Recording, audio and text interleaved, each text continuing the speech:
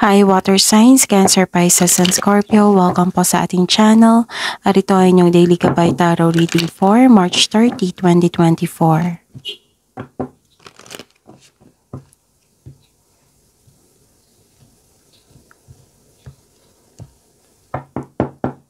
Please be reminded that this is channel reading po, so maaari kayong magka-relate o hindi. Just take what resonates. Gamitin ang reading na ito bilang gabay lamang. Balik po kayo dito bukas para sa ating daily gabay tarot reading. Please like, subscribe, and click bell button for notification para updated po kayo sa daily tarot reading natin. Para po sa gustong magpa-reading, maaari nyo pong makuhang link. Nasa description box po ito. Message nyo lang po ako sa Messenger. Maraming salamat po.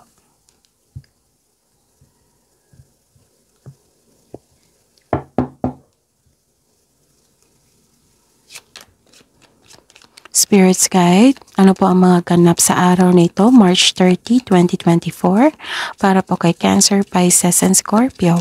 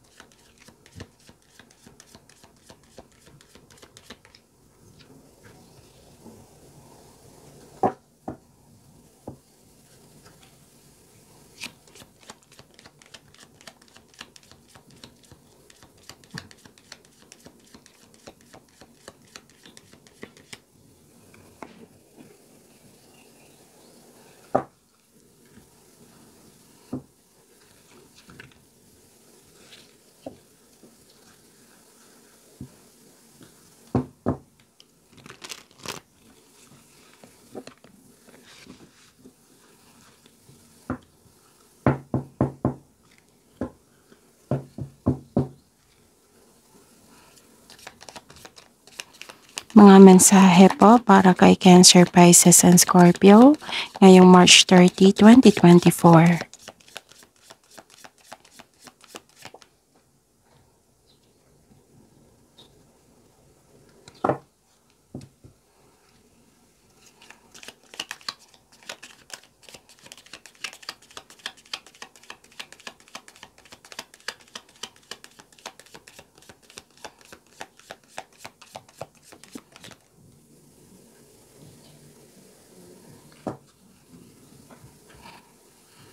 Okay, Cancer, Pisces, and Scorpio ngayong March 30, 2024. May nakita ko dito na malakas sa inyong intuition paggabi. And some of you nag-reflect, nag-iisip. Nagkaroon ng reflection time. Time of reflection. Pwedeng may malalaman mo kung sino yung mga taong hindi totoo sa inyo. Maaring nagkaroon ng clarity. Kasi nagkaroon ng realization. Tapos, maaring nagkaroon ng aminan. Naging honest ka or naging honest po siya sa inyo sa araw na ito. May nakita ko dito na isang babae. Isang babae na malaki ang kanyang influence sa araw na ito. Maaring siya yung magbibigay ng peace of mind and happiness sa inyo or magbibigay ng sakit ng ulo sa inyo. At may nakita ako dito na isang reunion, pagkita-kita, meeting, pwedeng party. This is social gathering, public space. May public event or party, reunion, special event. Okay, so Cancer, Pisces, and Scorpio, ang mensahe po dito is star power. Become an influencer of the company and earn fame, popularity. Step into the spotlight. Step into the spotlight. So maaring some of you naka-receive ng compliment sa araw na ito. Naka-receive ng award, fame, popular, popularity, naging malaki ang inyong influence sa inyong malaki ang influence nyo po sa isang tao, sa mga tao. Maaring sa trabaho nyo po, sa negosyo nyo po. And it might be you are a blessing from others. Nagkaroon ng clarity, nagbigay ka ng guidance or kayo po ang humingi ng guidance. Maaring nagkaroon kayo ng fame, naka-receive kayo ng awards kasi sa sobrang galing nyo sa trabaho, sa sobrang galing nyo sa passion nyo. Kasi marami kayong ideas at nagawa. It might be na may na-receive kayong awards ngayon and compliment, recognition. Nakilala ka sa pagiging na malaki ang inyong kontribusyon sa isang gawain, sa isang proyekto. So, step into the spotlight. And this is bright ideas. Have an innovative new inspiration. Test new ideas and break out fast. Take action on your ideas. So, kung may idea kayo, kung may plano na kayo, so this is the sign ng bigyan ng aksyon ang inyong matagal na plano. So, you are inspired, nagkaroon ng new direction, nagkaroon ng motivation, kasi marami kayong ideas, inspired kayo.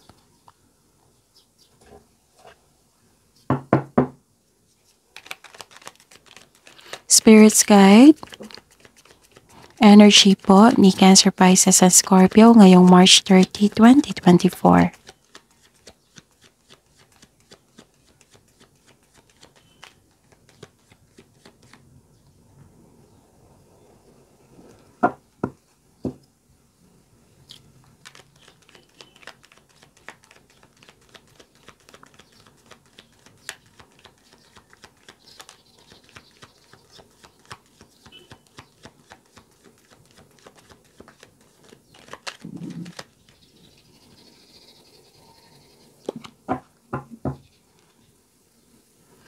Spirits Guide, career and money po ni Cancer, Pisces and Scorpio ngayong March 30, 2024.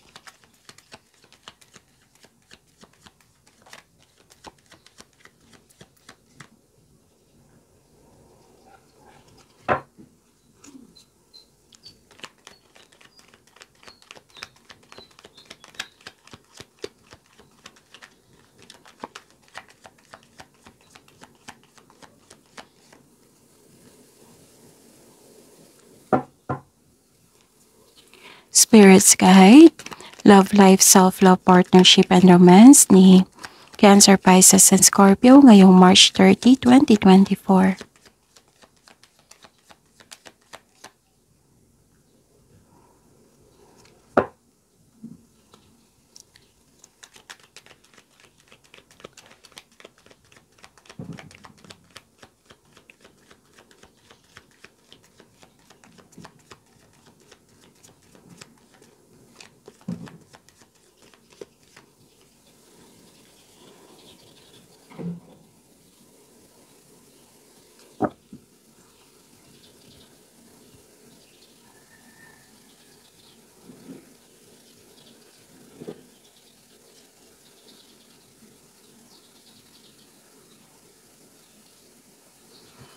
Okay, Cancer, Pisces, and Scorpio, please visit our channel po. Scroll down nyo lang po. Andun po yung separated video nyo po. Cancer, Pisces, and Scorpio.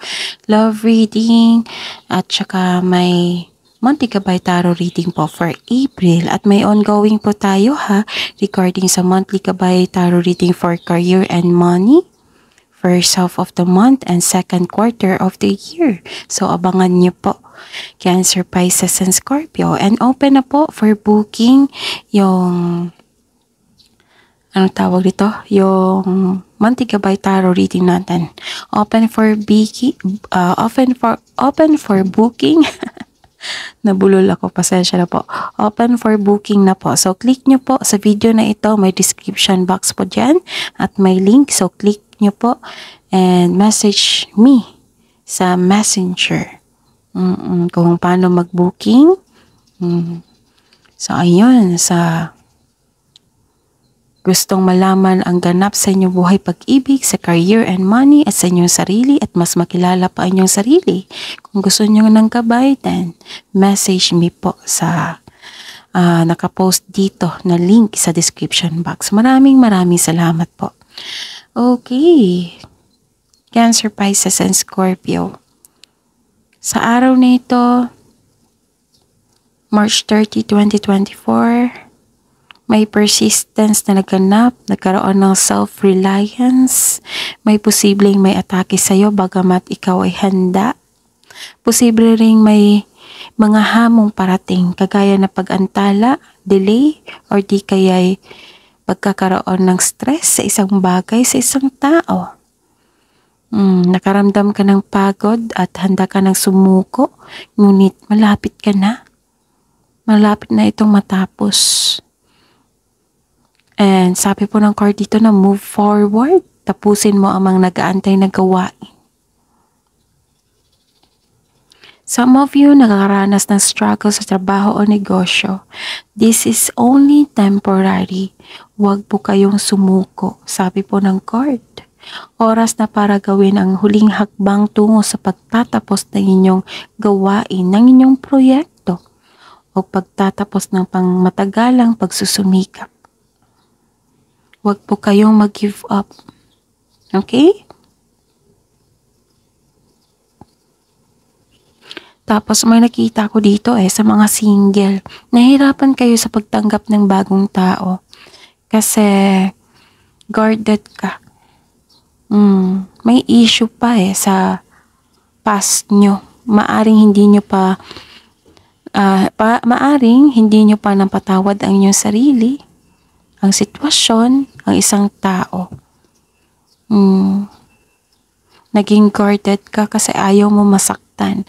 Para sa mga may relasyon sa buhay mag-asawa, mahaba ang pasensya nyo po sa inyong kapareha. Isa sa inyo nagkaroon ng mataas na ego or pride. Nakaramdam ka ng pagod, pero ayaw mong sumuko sa inyong relasyon. Subukang maglaan ng oras para sa pag-uusap. Para mag-usap kayo tungkol sa inyong hinanaing.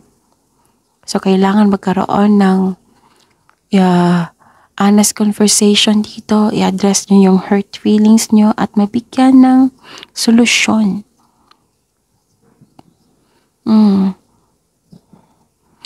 Ipaalam mo sa kanya na nahirapan ka sa adjustment po. Okay? Okay. Bagong simula to So, marami kayong clarity. Nagkaroon ng clarity dito, which is the clarification of your cards here. Nagkaroon ng new idea. So, this is considered as a new beginning. May gagawin po kayo. Nagkaroon ng determinasyon. Mayroon kang new ideas na agad bumigyan ng aksyon para magkaroon na ito ng maagang resulta. Meron kayong ideas, nagkaroon ng determination, at binigyan mo ng action para magkaroon ito ng maagang resulta. May magaganap na importanteng pag-uusap o confrontation sa isang tao. So this is the clarification of your card here na magkakaroon ng pag-uusap. The advice is trust intuition na maggagabay sa iyo kasi ito yung maggabay sa inyo at magsabi sa inyo kung ano yung susunod na hakbang ng pagkilos. So, connect to your intuition. At tamang-tama rin kasi malakas ang inyong intuition. Ang ilan sa inyo, napansin nyo na nagkaroon ng improvement sa communication and clarity. Pakikipagsalamuha. Nakakasalimuha. Okay.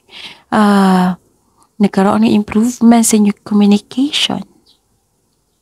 Ma-address mo na yung hurt feelings mo, yung concern mo, yung adjustment mo.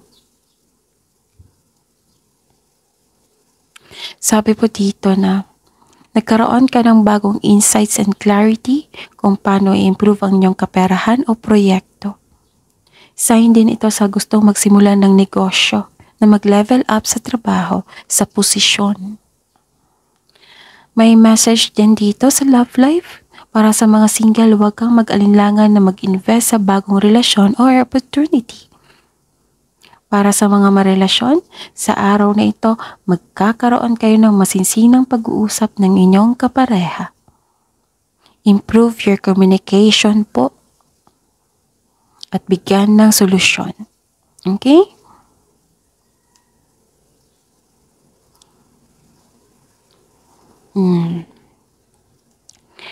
Okay, sa career and money.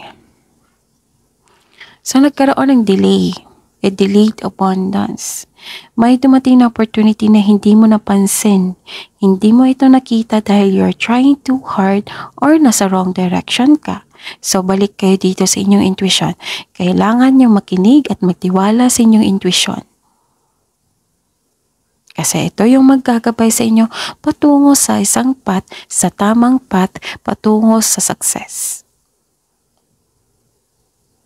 The universe asking you to loosen grip and relax.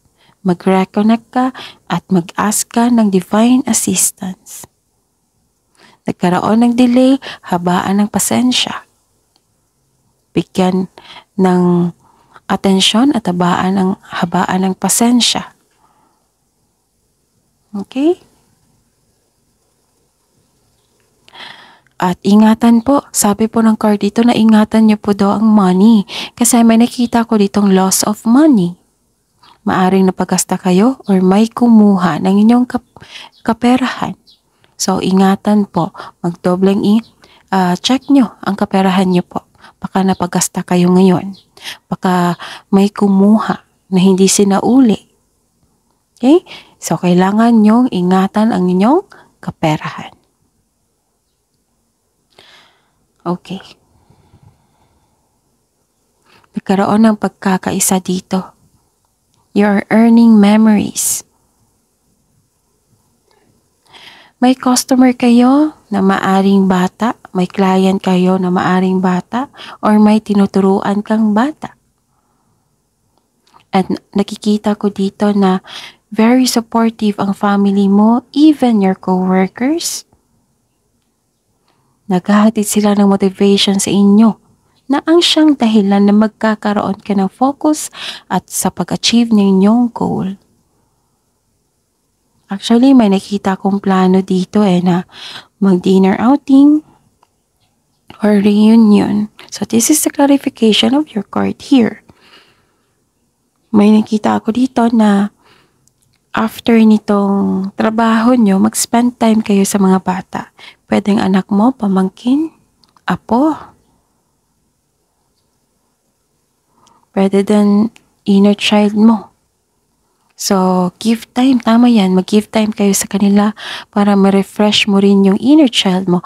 Ma-refresh nyo rin yung energy nyo po. So, nagkaroon ng reunion, nag-spend time ka sa inyong family. Tapos, ingatan nyo lang po yung pera nyo, ha? Baka ma-out of budget po kayo. So, give a budget. Oo, magplano kayo ng budget sa inyong reunion. Para hindi kayo magkaroon pa rin ng balanse sa pagkatapos dito. At may nakita akong forgiveness po dito.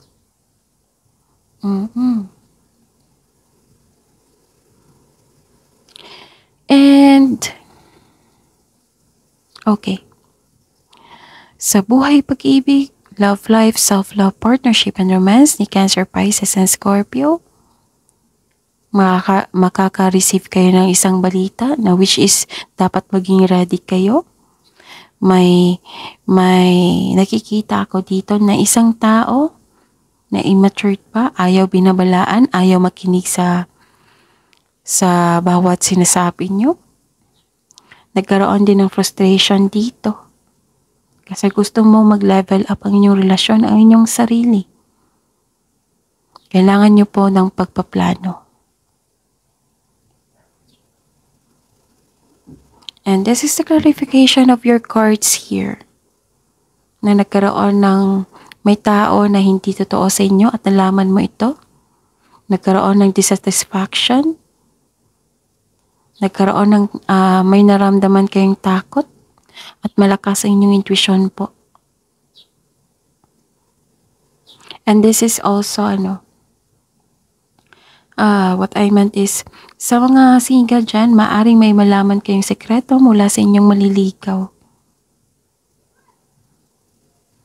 Sa mga may relasyon sa buhay mag-asawa, may sekretong mabubulgar at nagkaroon kayo ng honest conversation. Kasi mataas ang inyong intuition eh. Malalaman mo ito. May sekreto kang malalaman ngayon o malalaman mo na kung sino yung tao na manloloko or nangloko sa inyo. And this card also tells you na dapat ikaw ay magpahinga at magnilay-nilay.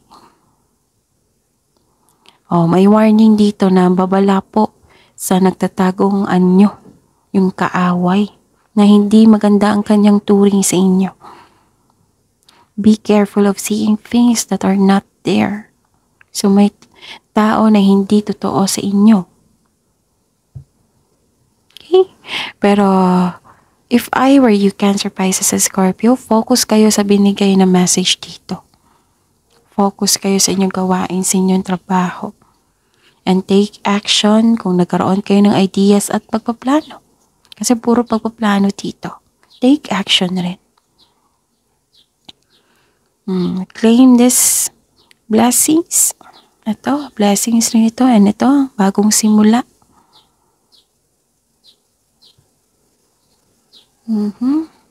So, pinaalam sa inyo, binigyan kayo ng blessings para malaman mo kung sino yung taong hindi maganda ang turing sa inyo.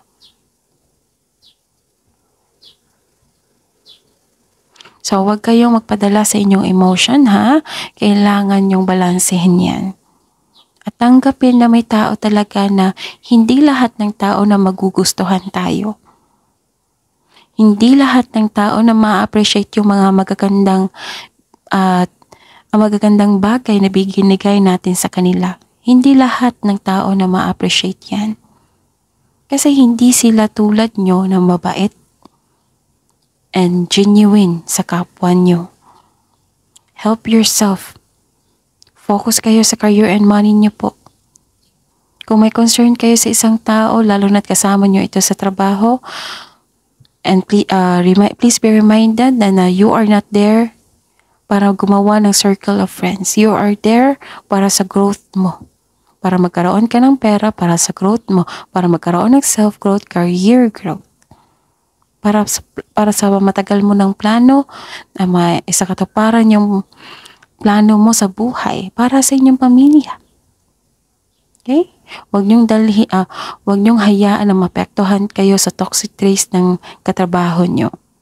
Basta clear your intention, basta gawin nyo lang po ng mabuti yung trabaho nyo. Sipagan nyo pa. Kasi nakikita ko dito, napansin yung contribution nyo. Yung magandang contribution nyo. Okay? Kung may tao na nag-try-draw sa inyo, put boundaries. Kung gusto niyang kausapin kasi hindi kayo mapalagay, kausapin niyo.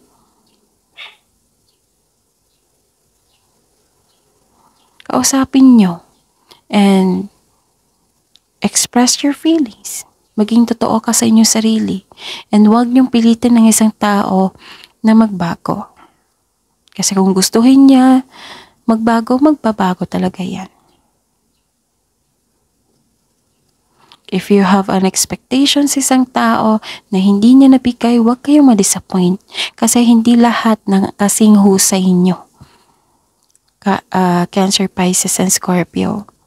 Piliin na lang natin na maging mabuti tayo sa ating sarili at sa ating kapwa. Kasi likas kayong mabait likas kayong masipag, likas kayong matulungin. Huwag na lang kayong mag-expect sa kanila kasi hindi sila tinuturuan ng kanilang magulang or hindi nila ugali na magkaroon ng same attitude sa inyo. na naging mabait, naging generous. So, kailangan natin intindihin. And be grateful na lang po na binigyan mo sila ng blessings, nag-share kayo ng blessings. Kasi, ang mas nakakahigit na matutuwa sa inyong ginagawa ay ang Panginoon. Kasi nag-share ka. Sinare mo yung blessings na binigay ni God sa inyo at sinishare mo sa mga taong nangailangan. Yun, dyan ka na lang mag-focus. Huwag kayong mag-expect sa mga tao na kailangan pang, kumbaga may expectation kayo. No, huwag na lang kayong mag-expect sa kanila para hindi kayo masaktan. Remember, hindi lahat ng tao na kasing bait nyo. Hindi lahat ng tao na kasing generous nyo. Okay? Kasi ugali na nila yan, choice nila yan sa buhay. Maaring hindi pa nila natutunan ngayon. So give chance po. Unawain. And focus sa inyong sarili. Focus sa inyong career and money. Kasi maraming mga mensahe dito na kailangan ng bigyan ng aksyon. Huwag kayong mag-focus sa isang bagay, sa isang tao na wala naman pakialam sa inyo. Baka busy lang po siya, baka ugali niya yan. So huwag niyong pilitin. Focus kayo sa inyong sarili. Kasi kung mag-focus kayo sa inyong career and money, magkakaroon niya ng success, right? And mas may ma-attract kayo niyan eh. So don't chase, attract. Lalapit yan, yung mga tamang tao. Lalapit yan sa inyo. So make yourself busy. Para kung magkaroon na kayo ng success, may ma-attract kayo. And believe it or not, mas ma-attract ang mga green flag na tao sa mga ganyang tao na focus sa sarili, focus sa career and money. Kung may matigas na ulo na ayaw makinig, hayaan mo ang sitwasyon. I-pray mo kay God na God, sana matutunan niya na ganito. Isuko ko lahat yung worries ko kasi ayaw niya talaga makinig. So kayo na po ang bahala sa kanya na sana'y matuto po siya. Ganun. Okay? So Cancer, Pisces, and Scorpio, huwag niyong pahirapan ninyong sarili. Be happy, be loved, share your kindness to everyone. Kasi kahit hindi nyo sila tinuturuan na maging mabait sa kapwa, na maging generous sa kapwa, magugulat na lang kayo na may mga tao na inspired sila sa iyo. Nagiging role model ka. So yun focus sa inyong career and money. Focus sa makontrol nyo. Huwag kayong mag-focus sa hindi nyo makontrol.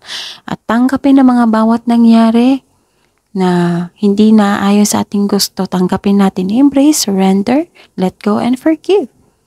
Focus sa inyong sarili. Make yourself happy. Huwag nyong hintayin yung isang tao na huwag nyong hintayin na may isang tao na ayos sa iyo. Kayo ang gagawa ng paraan para maayos ang inyong sarili. Okay? So, kaya mo yan. Cancer, Pisces, and Scorpio.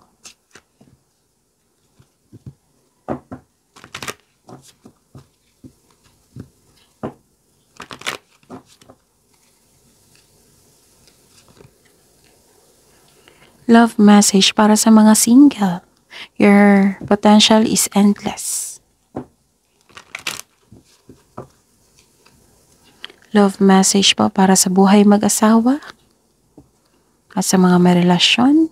Commitment. Commitment is an important factor to achieve a successful relationship.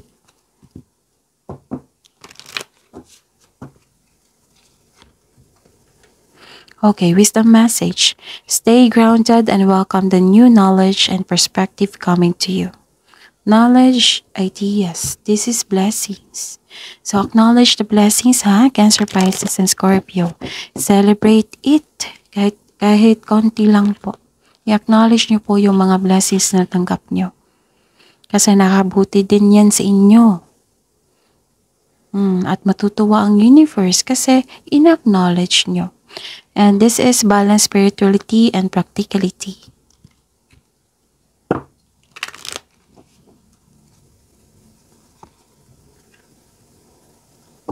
Okay.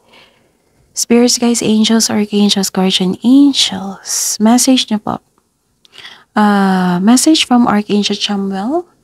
Peace comes from remembering the only love is real. That only love is real.